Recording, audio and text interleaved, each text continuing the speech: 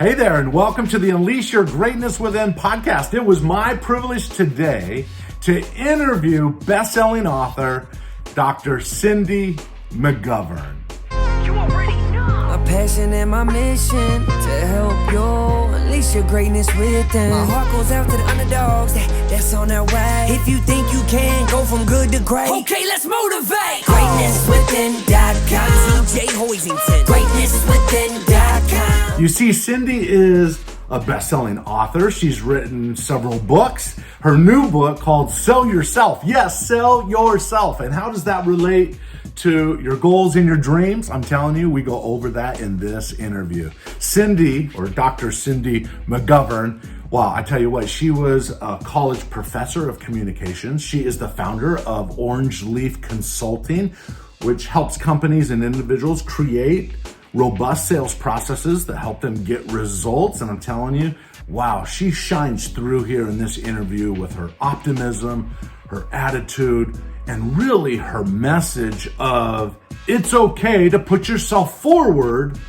and shine the light on some of your strengths so that you and your family can achieve your dreams and your goals. And she gives us a lot of great nuggets in this interview. Now, if you're watching this on my YouTube channel, hey, do me a favor. If you wouldn't mind, subscribe. That would be great.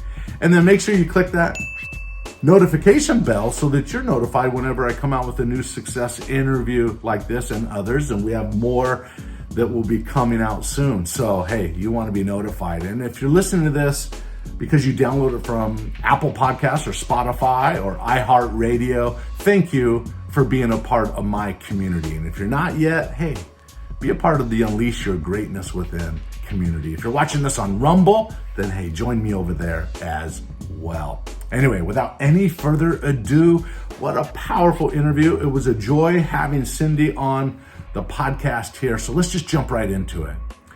Cindy, welcome to the Unleash Your Greatness Within podcast.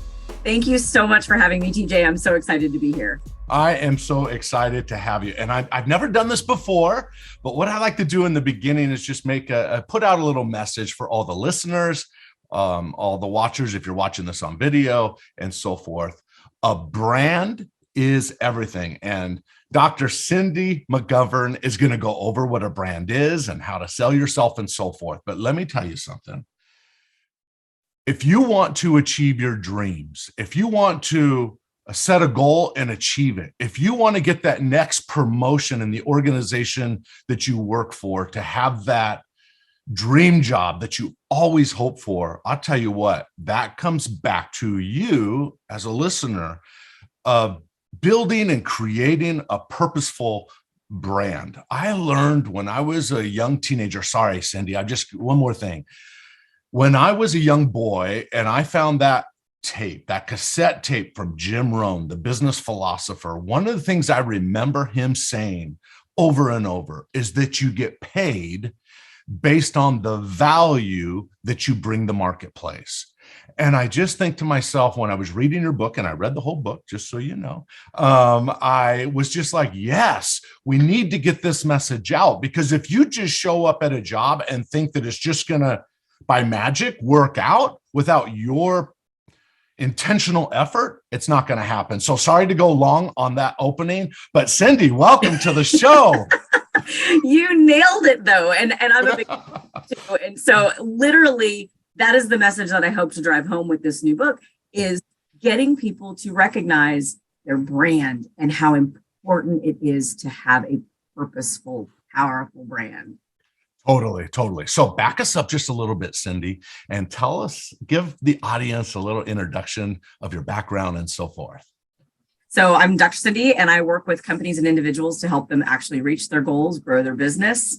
And I take the ick out of selling, because most people don't want to be in sales. They think it's this icky thing. And so I truly believe sales is a life skill, not a business skill. Agreed. Totally agree. Not in high school, So I want to help people to do that. And your brand, you got to sell it. Yes, you do. You do have to sell it. So let's get into that. Let's take the ick out of it as of sick. Let's take the ick out of it. But hey, let's get really basic here with the audience, because we don't know where people are hearing this, watching this, and so forth. What is a brand? Why is a brand important? Hey, lay it on us. Yeah. So everybody has a personal brand, whether you realize it or not. Mm-hmm. I think the biggest wake up call for some people is like, well, I don't have a brand. You do, because a brand is how others perceive you. It's how others think you are in this world. It's what impact you're making on other people. So whether you're doing it on purpose or if it's intentional, you're still having that impact. So that brand exists. Yes. And if you let it happen, I assume that it could end up being anything, and you could be what Zig Ziglar back in the day would call a leaf in the windstorm, right? So yes. Yeah. And it's your best sales tool. Yes. You know, people do business with people they like. So if you want that raise or promotion, like you were saying earlier, you have to sell you. You have to sell your talents and skills and the impact that you're going to make on the organization.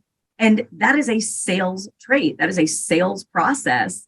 So you've got to have that brand to lean on and make it your best, most powerful tool so that when that opportunity presents itself, you know what to say. Oh, I love it. That's really great. Your first book was Every Job is a Sales Job. And now you've come out with this new book, Sell Yourself: How to Create, Live, and Sell a Powerful Personal Brand. How did this come about? After your first book, then you got into this. What have you noticed out there in the marketplace?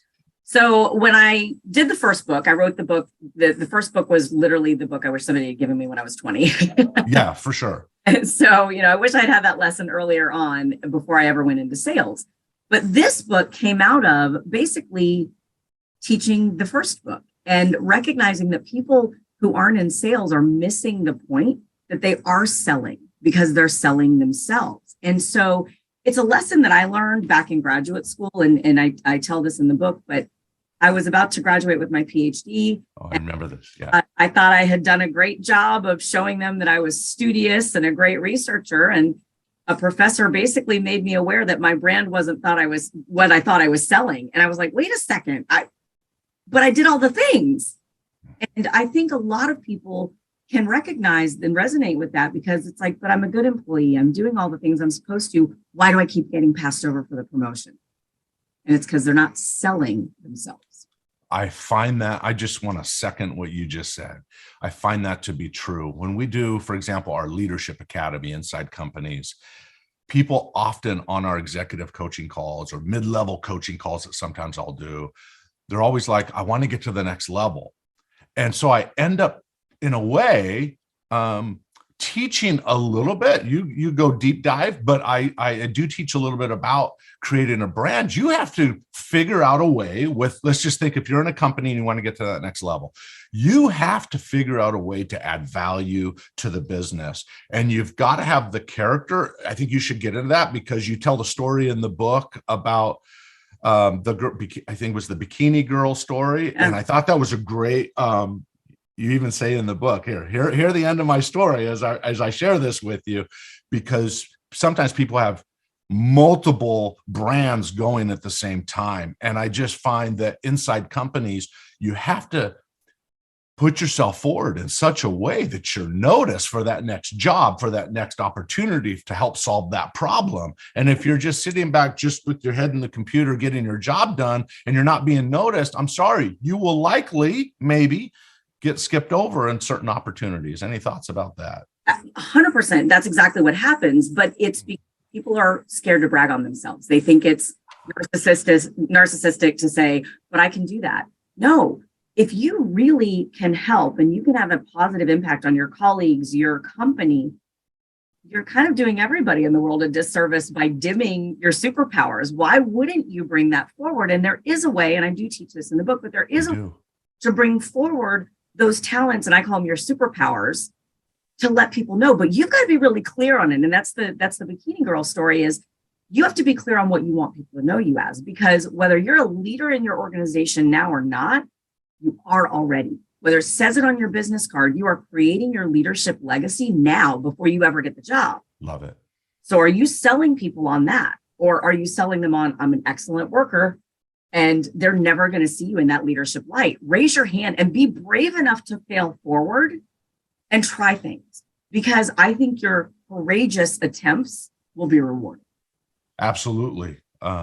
Your creative, I love that. Your creative attempts will be rewarded. Yes, it's like planting seeds, right? And if you nurture them, they will grow. It's the law of the harvest, if you will. But let's talk about ego for a second. Yeah. You make it clear in the book, which I love. You make it clear in the book that you have to live. Okay, so if a brand is already speaking for you, for example, we know in sales and in customer service, right? People have an impression on you within 4 seconds, right? So it's instant. And so over time, when you work in an organization or on a team or whatever, you're sending out signals all the time. When it comes to ego, first of all, you talk about, hey, live with integrity, know your brand, and live it. You do a whole chapter on that, which is really vital. But I think you're right. It's not an ego thing for you to want to show forth your skills and so forth, because in the end, it serves the organization or it serves the people that you're associating with. I think with ego, because if it becomes manipulative and you're not coachable, that's when ego can get in the way in a negative way. Any thoughts around that? Absolutely. And I, like you, believe in a win-win type of sale. Yes. We both believe that both parties should have something wonderful come out of this, or else it's not a sale. That is manipulation. And nobody likes to be sold. Everybody likes to buy. So you're inviting them to buy your talents. You're inviting them by showing them what's available. It's like you walking into a restaurant and they have all the desserts in the case. They're inviting you to buy one. You have to show people what's available to them so that they know. And then you've got to live that. You've got to actually know that brand, know who you want to be known as, know how you want them to talk about you when you're not in the room. And that's how you start bringing that to life. And I truly believe this to my core. We're all here to help each other. Yes. So let your multiple facets of your brand shine when the opportunity presents itself to help. And that will actually reflect very positively on you, because people are going to see you. Your brand becomes helpful, wants to pitch in, team player, willing to go the extra mile. Who wouldn't want to be known as that? I know, but Cindy, okay, now this is a little edgy, but I was in person, but we were doing an executive coaching hour or whatever. And this person told me, it was 3 days ago, said they saw a video on Facebook where a group of people were saying, your company doesn't care about you, so give the bare minimum. And I wonder if there's a certain small group of people out there that think it's okay to give the bare minimum. But you and I know the people that get ahead are not doing the bare minimum. The people ahead aren't, in terms of a brand, they're not selling themselves and then not delivering. People that are getting ahead are selling themselves. They're selling their skills. They're laid up, at 12 o'clock midnight, still working on a skill, a trait or something, or a knowledge base or whatever. And then they deliver that. It's not that we're trying to sell something that we don't have. No. We're becoming something that has skills, knowledge, attitudes, and so forth. And then we're just saying, hey, notice me in such a way that I can help you move forward. Yes. So it's very interesting that what you're talking about is the trend of quiet quitting, where people are doing this. That's what they're calling it now. It actually got a name because so many people are talking about it. But it's quiet quitting because they're literally saying your company doesn't love you. Like, you should just clock in at 9, clock out at 5, do just the bare things. But what people don't recognize who are doing this and engaging in quiet quitting, they're selling that. They're selling the fact that they don't care. They're selling the fact that, well, then, whether the company cared about them or not doesn't matter. They have to recognize they're selling their own brand in this moment. And oh, by the way, the company you're doing the bare minimum at is the one the next company is going to call to check on you before they hire you. So you're doing yourself a disservice. You're doing your colleagues a disservice. And that absolutely becomes your brand, unfortunately. And you're doing the culture a disservice. Yeah. I mean, so you just triggered a thought. My oldest son he was a wrestler. He was also a football player, but he was a wrestler. And I remember when he went to state, he had to wrestle some guys he had already beat. And I went to the coach. We had two brothers who were coaches. They were All-American wrestlers at the college level.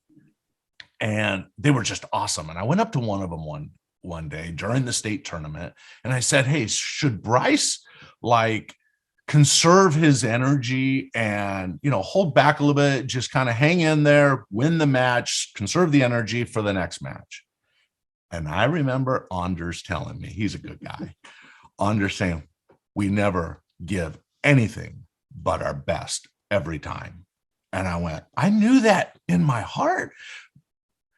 And it was just good it had to have that confirmation that if you want to get to the top, you're not, what'd you call it? Silently quitting? Is that what it was? Quiet quitting. Silently quitting. You're giving your best. And maybe there's a time for you to move on to a different job. But while you're there, you want to leave a legacy brand, someone who made a difference. Man, so good. So good. This is what you say in the book. So I think this is my words right here. How do you determine your brand? This is what you said. Finish this sentence. So to the audience, finish this sentence for yourself. I want to sell myself as. Do you want to sell yourself as a dependable employee, as a respected leader, a social media influencer, a good mom?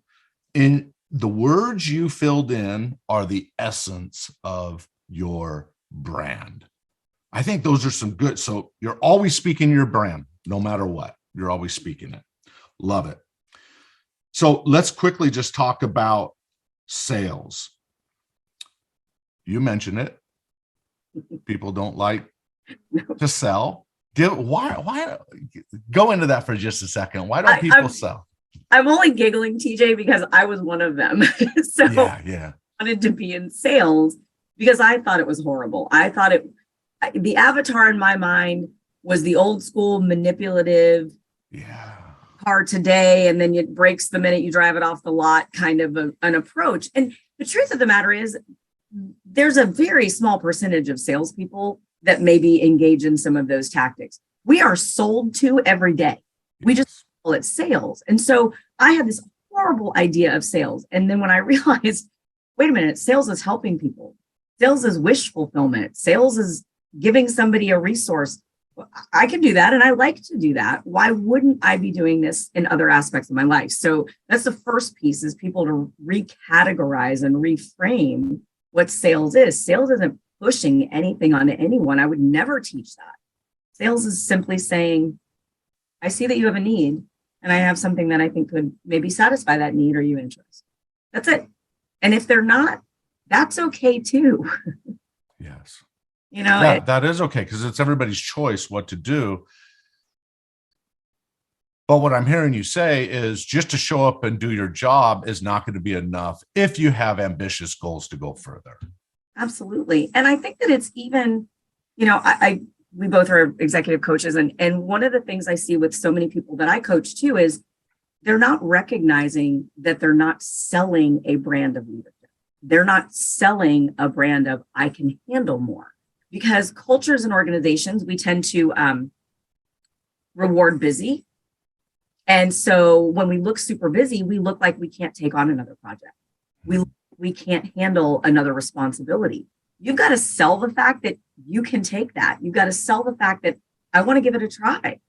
And unless you're doing that and really taking those incremental steps, that's also another reason you're probably being passed over, is simply because maybe you've ingrained yourself in that busyness culture. I think you're spot on there. It seems like I'm coaching people. Hey, what's a committee you can get on?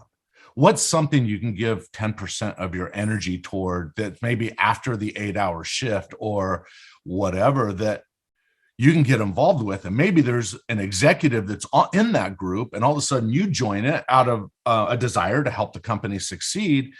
And then 6 months later, down the road, there's a need. And then that executive goes, hey, TJ was in the group. Maybe he could take on that project over there. At least you're considered then. but you've got to put yourself into those positions and those opportunities to be noticed. All right, let's talk about branding from this perspective. Let me paint a picture for the audience.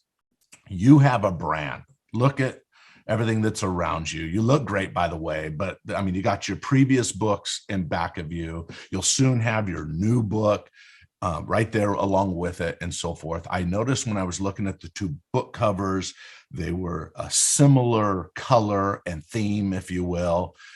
I'm a hawk about staying within my lane, because there's only one time, and maybe you can talk about this this multiple facet. If you're not careful, it can create a problem thing. There's only one time where I deviated from my core brand.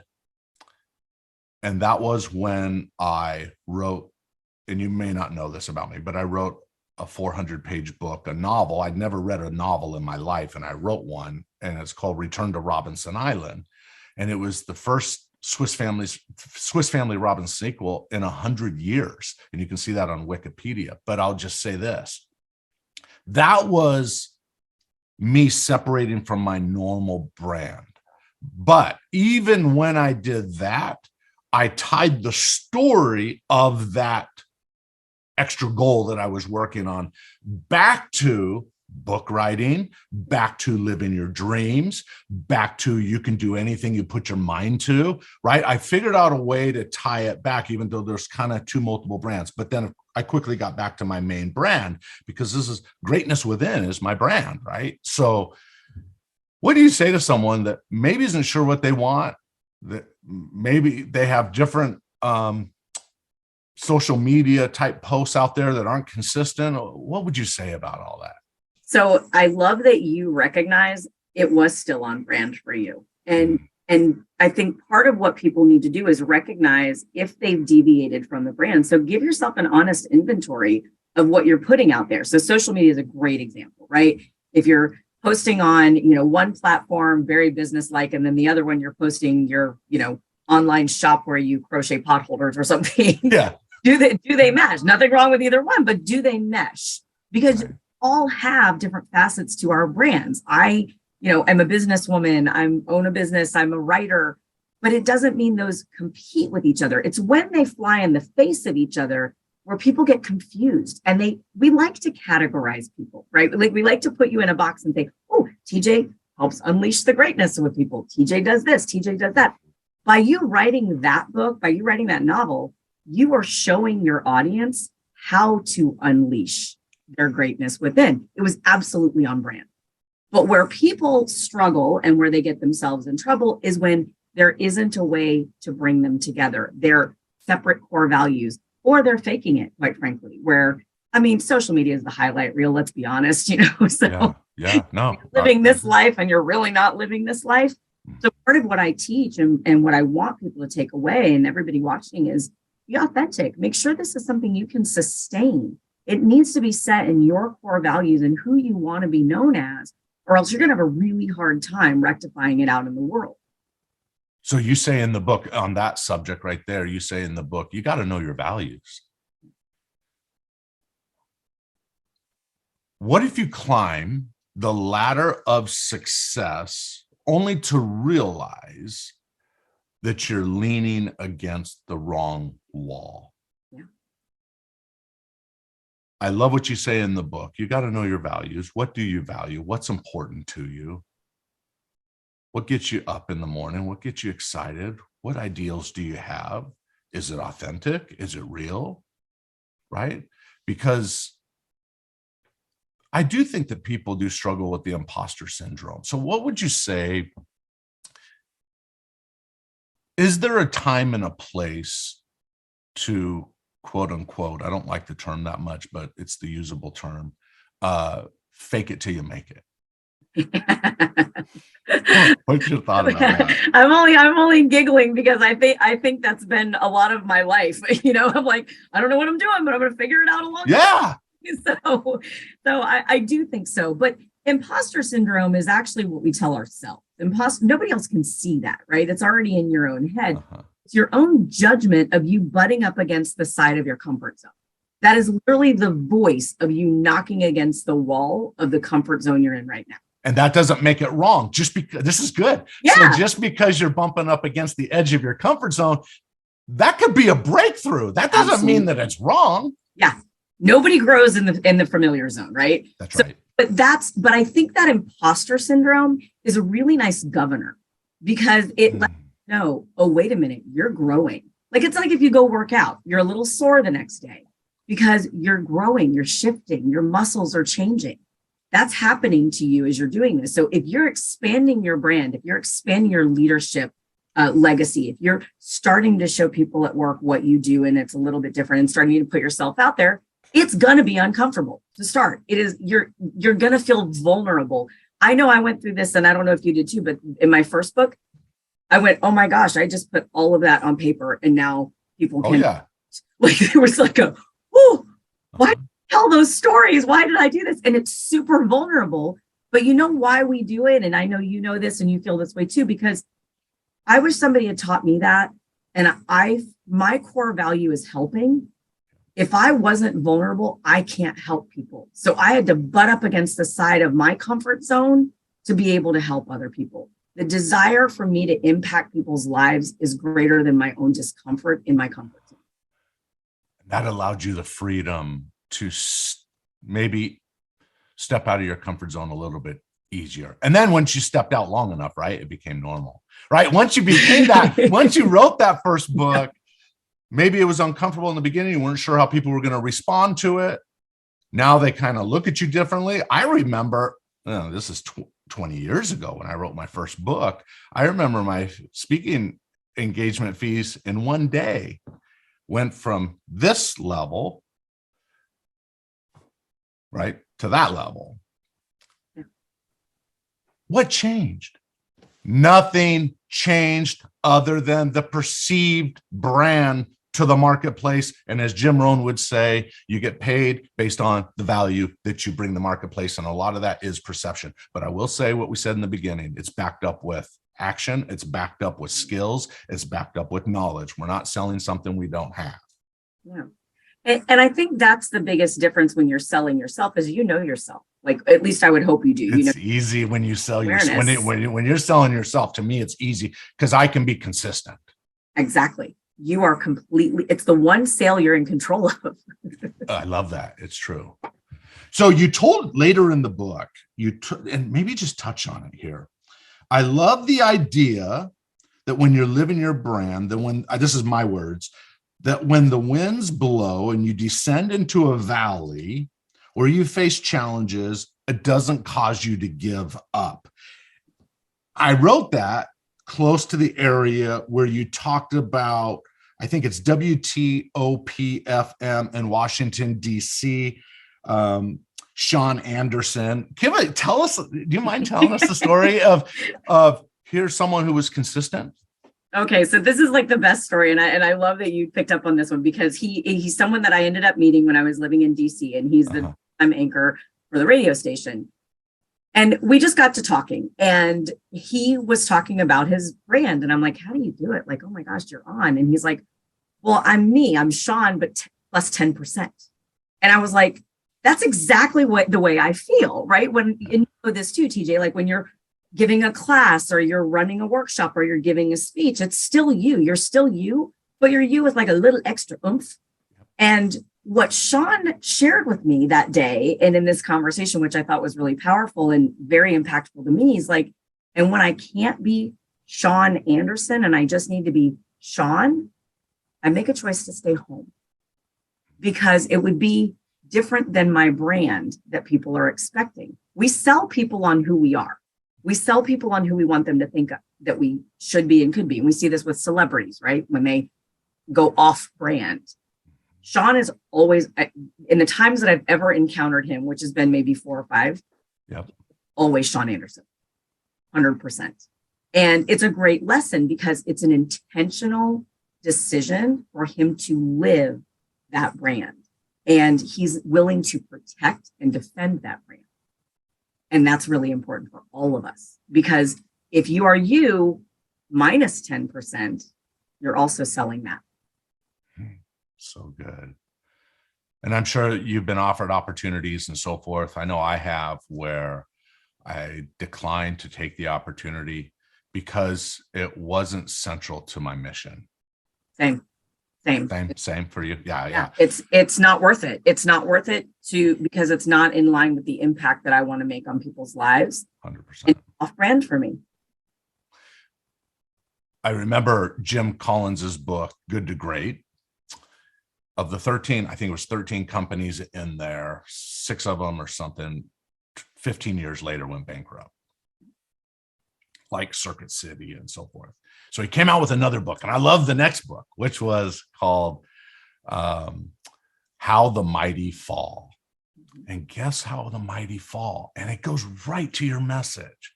The mighty fall is when they let go of, in his book, he called it, he doesn't talk about brands, but concepts here.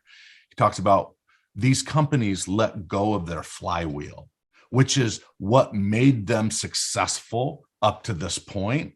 They forgot about all those assets, and they moved into new areas without protecting the golden egg or protecting the flywheel, if you will. What I think that relates to brand is just the power of being consistent over time. And there's so many voices in this world that will distract us and pull us off our brand and so forth. You have to know your value. I'm just channeling you. You have to know your values. Set up, you say in the book, you got to create a plan. You got to create a purpose. You say this, a purposeful plan. And there's a way to do that. I actually wrote something down here. You say, if you haven't decided exactly what you want, ask yourself 5 questions. I'm going to put you on the spot here, so maybe you can make I'll say the each one of these, and then if you have I'll pause, and if you have a thought, shoot in a thought. So these are the 5 questions you ask people to ask themselves. Number 1, great question. What does success look like for you? So for that one, I think that's actually the hardest question for people to ask, which is put it first. Because until you define what the end game is, the rest of the questions can't be answered. And so people need to get clear. We can unleash our greatness within. Absolutely. But you got to know why you're doing this and where you're going with it, right? Totally. And it's getting clarity and going, this is why I want to do it. This is where I want to be. This is what success looks like. Success for me looks like helping other people get up every day and live their best life. That's my success, is when other people get up and go, I know how to do this. I can do it. And that's for you. Which articulates a value that you have for yourself. You give me a little bit of goosebumps in the idea that you can unleash your greatness when you brought that up. Listen, it's kind of bold to say, but I don't think you can ultimately unleash your greatness unless you are in alignment with your values, you're in alignment with a sense of purpose. I think when I think of all the people I've studied and great thought leaders like you and authors like you and so forth, one thing that I have found is they have found their purpose. They have found their groove within the world. And I think a person does need to take the time to consider, take jobs, and when you're young, take jobs and opportunities to figure out what you like and what you don't like. But at some point, you have to decide what direction you're going to move in. What's the purpose behind it? As you say, contribution in the book, and you've already kind of mentioned it, helping people. What is the moving value behind it? For what purpose? Because if it's just about money, it'll be short-lived. But if it's about a higher purpose, wow, great things can happen. Okay, so the first question is, I agree with everything you said. You've got to just define what success looks like for you. Okay, number 2, what are the qualities you want others to know for you? So for this one, I think we get confused. And what ends up happening is we want to be known for, a myriad of things. Mm-hmm. I mean, you can't be known for 10 different things. But if people can't figure out how to tell a story about you, they can't brag on you and they can't help you. And part of having a powerful personal brand is you've had some kind of impact on others that they want to tell that story. Yes. You want that promotion at work. You want those colleagues when the boss says something and mentions your name. They're like, oh my gosh, I love working with TJ. He's always so helpful. There has to be something there. And so if you don't have that, that's where you get a little confused. People get a little bit off track. So getting to know how you want to be known and what those, pick five words and see if you're actually living them. Do an honest inventory. Is this how people would describe you? Because you are selling something now. Is it what you mean to be selling? I was in another executive coaching call and they said, yeah, so-and-so, I will never use names, but so-and-so, he will max out all of his sick time. And then when he works enough days that he earns another sick day, the moment that new sick day is available, I don't know how all that works within a particular company, but whenever that sick day is available, he will automatically call that day in sick every single time. So what brand is that person? What message is that person putting forward? Well, they're putting forward that their time off is more valuable than their colleagues. And what we have to remember is we're having an impact on those around us. And if that person has an illness, that's a different thing. Like, agreed. Yeah. They would need to, communicate that with the leadership of the organization. But let's assume that's not happening, that this is just I want my time. There's nothing wrong with boundaries. There's nothing wrong with healthy boundaries, but it's the lack of communication, because when you are gone, someone is left holding the bag. Oh, so true. So recognize the impact it has. So if you're out, that's great for you and you go to the beach or you sit home and watch TV, but everybody else is having to scramble because that wasn't communicated like there's an impact that you're making. You are selling them on the fact that you probably don't have a consideration for them. That's really the thing you're selling. And that's probably not the image you want them to have of you. It impacts the culture of that team for sure. Mm-hmm. Okay, that's great. Number 3, what do people think when they hear your name? Is that what you want them to think? Okay, that kind of goes in. This is just another question that you should ask. What message are you sending out there? And is that the message you really want out there? And I think we have to seek feedback on that. Ask people around you, because otherwise you don't know. And that lack of self-awareness is going to kill your brand. I think that's worth stating again. Feedback is critical. It's going to require you, listeners, to be vulnerable. Obviously, you're not just going to go to anybody to get the feedback. You're not going to go to a dream killer to give you feedback about you going after a new ambitious goal. But are there people in your life that you can say, hey, I was thinking this, I was considering this. What do you think? Good. Okay, number 4. What are you doing right now that might prevent people from thinking about you the way you would like them to? What information is out there that contradicts from this? What are you doing that give people an impression that is opposite from the one you want them to have?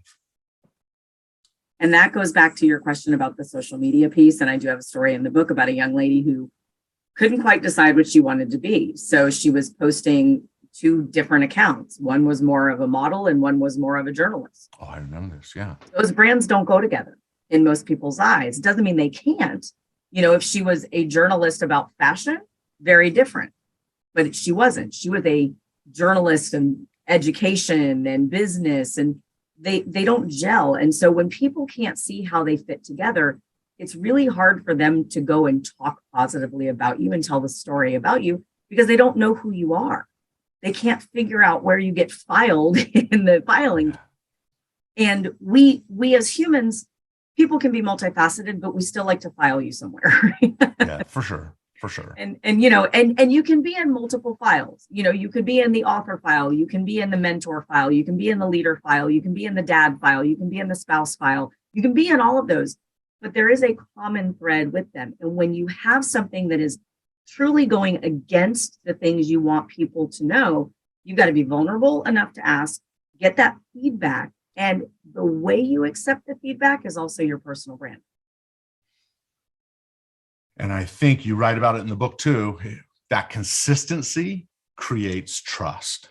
Yes. Because you become dependable, whatever that message is. Totally. But that's where we, when we buy a brand name of something, laundry detergent, shampoo, whatever, you buy it because you trust that it's going to work. You don't even think about that anymore. It's like, I know that one works. I'm going to buy it. You're going to pay 5 cents more because you trust it. Are people literally not even having to go through a thought process when they're like, I need this, TJ's my guy. I need this, so-and-so is my person. Cindy's my girl. There we go. Thank you. Love it. Yeah, because you're consistent. Your brand is consistent, right? I'm sure I haven't walked beside you, but I'm sure your messaging is consistent. Intentional. It's intentional. And I think that's where people have to go back to their brand plan, because if you don't have a plan, it's going to be really hard to live it and really hard to sell it. Very good. Your last of those 5 questions is, what brand do you believe will get you what you want from your career and life? So just your thought on that. So for that one, it's looking at who's where you want to be already. What did they do? How did they tie that message together? Learn from the people that have forged the path ahead. Nobody does this life alone. So learn from somebody that's already gone through that and say, oh, well, these are the things that they did. It's almost as if you're learning a new skill. And let's say that you're going to learn to dance. You watch good dancers, don't you? You watch the instructor and see what they do with their feet. And then you craft your own style around it. Why wouldn't we do this with our personal brands and looking at the people who are successful and living the life that we want and going, all right, I can do that in my way. My way, you got to put your own hallmark on it, but doing it in your own way, but looking at what has worked. Success leaves clues. Learned that many years ago. Success leaves clues. So what's wrong with duplicating? I don't mean copying. I'm not talking about copying. I'm not taking someone else's intellectual property and using it. But principles are principles, actions are actions. And, if something works for someone else, can it not be like a recipe that if I duplicate it and, as you said, put your own spin on it, put your own creative flair into it and so forth, you can create something magnificent on your own that's still in alignment with the law of success, but has Cindy written all over it or TJ written all over it? Yeah, totally. Good stuff, Cindy. I enjoyed reading your book. I mean, I went through it. You talk about establishing trust. You talk about, you talk about, hey, at the end, we don't need to go over it here on this interview, but if you're listening to this, there's a part toward the end of the book. What is the best course of action if you go off brand? You give several steps there on how to kind of deal with that. Yeah. So we all have bad days, right? Oh, yeah. Because we snap at someone or we fire that email off just a little too quick. Own it. If you go off brand, recognize that it was off, apologize if that's appropriate, show that you're going to take steps to make it better. Because what I don't want people to think is this book is all pie in the sky, like you have to be perfect all the time. We're human. Human. Amen. But own your humanity then. And if you snapped at somebody, own that. Say, that was out of character for me. I shouldn't have done that. And I'm sorry I did. And, don't explain it away. Just fix it. Ego gets in the way. Cindy, I agree with you 100%. It is, and I know you and I are two people that are probably the few out there that are really embracing the whole idea of saying, I'm sorry, or I don't know, or I made a mistake here. I just want to emphasize that point. You are spot on with that. And I'm glad you're saying that. We all make mistakes. We're human. We're all fallible to some degree. And sometimes we overreact in a negative way when our stress is high. Think about the times when you, as you said, snapped at someone. You probably did it at a time when stress was high. So, hey, monitor your stress. Be cool, calm, and collective under pressure. That's the good person. That's the greatness within you. That's the first lady of sales. Did I say that right? Yeah. Within you. Your tag name. Yeah. But I think it's okay to say, so we don't see enough. I'll be honest. I don't think we see from many leaders around us in our world, generally speaking, that are quick to say, I'm sorry. But you know what? The ones that connect with their team, they do. They do. They say, hey, I know yesterday I kind of overreacted when you did this or that. I'm sorry that I overreacted. I shouldn't have been like that. You will gain more. It takes courage to do that, but you will have longevity of respect from that than you will if you just snap at someone and let it be, or try to, as you said, justify yourself why you did it. Don't do that. Just apologize. It's okay. Let's move forward. We're all human. We'll get to the top together. Exactly. It builds more trust, I would even say. I agree. It shows that you can be vulnerable with your folks. You can admit when you are wrong. And you also are leading by example by doing that, because you're crafting a culture where they're allowed to be human too. Cindy, you have a great book here, Sell Yourself. And sell as your messages that everyone will identify in the book is you could sell yourself and still be the real you. And I think that's the message I walked away with a lot of how-tos in it. You have some great stories in the book, but you also have steps for action. And so make sure that I just invite everybody to get a copy of this book, make it a part of your library, and then embrace it. Go to work at changing a couple things in your life. And by the way, when we suggest change, we're not saying because you are lack of a human being or that you don't have innate self-worth. We're not suggesting that. Everybody is good, but we're talking about how do I go from good to great and then achieve some of the goals and desires of my heart. So, Cindy, any last thoughts from you on the Unleash Your Greatness Within podcast? I first off just want to say thank you so much for having me. I feel like we could for another hour. We could. I feel like I looked at the time and I'm like, oh my gosh, we've been going longer. We could do a part 2 and we'd feel like we didn't get anywhere. This was so fun. It's so fun. But the thing that I want all of the viewers and listeners to take away is you have this brand and it's already very powerful, but it is absolutely within you to make it even more powerful, more impactful, to give more value, to make a greater success of yourself simply by living and selling your magic superpowers. And that's really about unleashing your greatness. Yes, go get your superpowers. Develop them. They're already there. It's not a matter of finding them. It's about discovering them and unleashing them. That's it. Cindy, you were great to have on the show. We should do this again sometime. I can't wait till your next book comes out and we'll do it again. How's that sound? Thank you. I really appreciate it. This was really fun. All right. Thanks a lot.